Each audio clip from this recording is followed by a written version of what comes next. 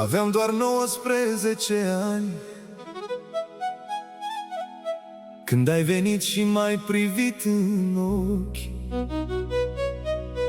Mi-ai luat mâna și mi-ai spus încet: tu ești femeia alături de care vreau să îmbătrânesc. În ziua aceea n-am știut cât ne va încerca viața, dar am știut că te iubesc. Au fost zile în care n-am avut decât speranță. Au fost nopți în care ne-am șters singur lacrimile. Ne-am certat, ne-am împăcat, am căzut și ne-am ridicat, dar niciodată nu ne-am lăsat unul pe altul. Astăzi sunt departe, pe un pământ străin în Germania. Muncesc cu dorul vostru în suflet. Fiecare zi fără voi doare, dar fiecare pas îl fac pentru familia noastră. Nu averea ne-a ținut împreună, ci iubirea care n-a renunțat niciodată. Dumnezeu ne-a încercat, dar ne-a și binecuvântat cu 3 copii care sunt inima noastră.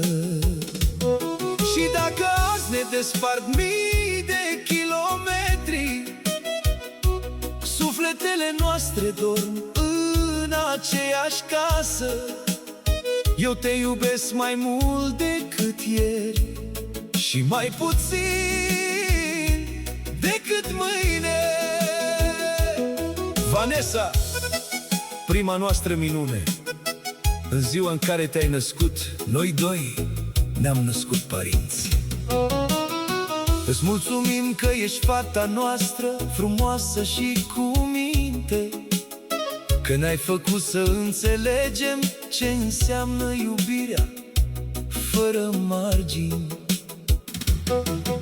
Oriunde te va purta viața, să nu uiți niciodată că ești mândria noastră. Vom fi mereu în spatele tău, cu brațele deschise și cu sufletul plin de iubire.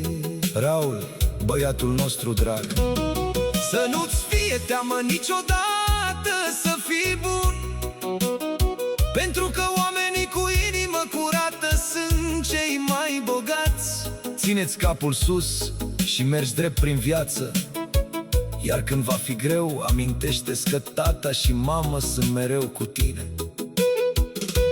Ești puterea noastră și mândria noastră și ne rugăm ca Dumnezeu să-ți lumineze fiecare pas. Mateo, mezinul nostru iubit, ai venit în viața noastră ca o rază de soare și ai umplut casa cu râsete și lumină.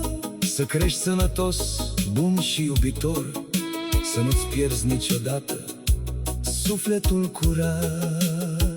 Pentru noi vei rămâne mereu copilul care ne topește inimile cu o singură îmbrățișare. Claudiu, mi-e dor de tine în fiecare dimineață. Casa fără tine nu mai are același glas. Casa fără tine nu mai are același glas. Dar îți simt iubirea în fiecare telefon, în fiecare mesaj. Te aștept acasă, nu pentru că avem nevoie de bani, ci pentru că avem nevoie de tine.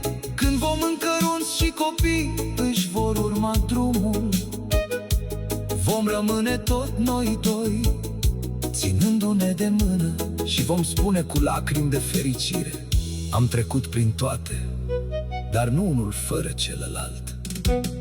Iar dacă Dumnezeu ne-ar întreba ce am schimbat din viața noastră, am răspunde amândoi: nimic, pentru că ne-am găsit unul pe altul și am primit cea mai frumoasă binecuvântare. Familia noastră